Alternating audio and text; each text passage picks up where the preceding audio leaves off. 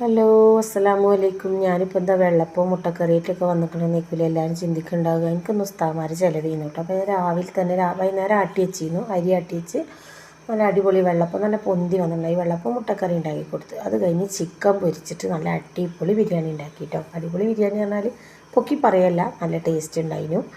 ഞാൻ തന്നെ വെച്ചിട്ടോ. പിന്നെ ഉമ്മ ഹെൽപ്പിന് വന്നിരുന്നു. എൻ്റെ ഉമ്മാനെ ഞാൻ വിളിച്ചിരുന്നു ഹെൽപ്പ് ചെയ്യാൻ വേണ്ടിയിട്ട്. 4 ഉസ്താദ്മാരാണ് കേട്ടോ ഉണ്ടായത്.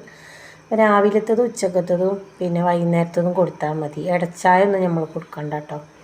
അപ്പോൾ നല്ല ദമ്മൊക്കെ ഇട്ട് നല്ല അടിപൊളിയാക്കിയിട്ടാണ് നല്ല അടിപൊളി ബിരിയാണി കേട്ടോ ഞാൻ വെച്ച്. നല്ല രസമുണ്ടായിരുന്നു കേട്ടോ. ഞാൻ ഉണ്ടാക്കിയതുകൊണ്ട് പറയില്ല, അടിപൊളി ടേസ്റ്റ് ചെയ്യുന്നു കേട്ടോ ബിരിയാണി. അപ്പോൾ അങ്ങനെ ദമ്മൊക്കെ ഇട്ട് എല്ലാം സെറ്റാക്കി വെച്ചിട്ട് പിന്നെ ഞാൻ ചപ്പാത്തിക്ക് മാവ് വെച്ച് വെച്ചിരുന്നു കേട്ടോ. എന്നിട്ട് വൈകുന്നേരം ആയപ്പോഴത്തേന് ചപ്പാത്തിയാണ് കൊടുക്കേണ്ടത്.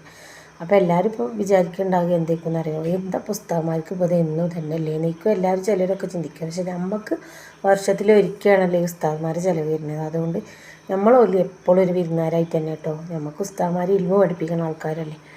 അപ്പോൾ ഓൽക്ക് നല്ല ഫുഡ് തന്നെ കൊടുക്കണം എന്ന് വിചാരിച്ചിട്ട് ബിരിയാണി ഉണ്ടാക്കാനോട് മന്തി ഉണ്ടാക്കാമെന്നാണ് പറഞ്ഞത് മൂപ്പര്. പിന്നെ ഞാനെന്താക്കി, ചിക്കൻ ബിരിയാണി തന്നെ ഉണ്ടാക്കി എളുപ്പമാവുമല്ലോ എന്ന് വിചാരിച്ചിട്ട്. മന്തി കുഴപ്പമൊന്നുമില്ല, പിന്നെ ഇൻഷാ അല്ലാഹ് അടുത്തതിന് നമുക്ക് ചിക്കൻ മന്തിയാക്കി കൊടുക്കാമെന്ന് പറഞ്ഞു. അങ്ങനെ തട്ടിലാക്കി ഉച്ചയ്ക്ക് 1 മണിയാകുമ്പോൾ ഓട്ടോറിക്ഷക്കാരൻ വരും കേട്ടോ. പള്ളിക്കന്ന് തന്നെ വരുന്നതാണ്. പിന്നെ ഞാൻ ചപ്പാത്തിക്ക് മാവ് കുഴച്ച് വെച്ചും ചപ്പാത്തി പരത്തി ചുട്ട് മീൻ കറി ഉണ്ടാക്കിയിട്ടോ. അയിലക്കറി മുളകിട്ടിട്ട് ഉസ്താദ്മാർക്ക് കൊടുത്തയച്ച്. അങ്ങനെ ഈ പ്രാവശ്യത്തെ ചിലവ് അടിച്ചു.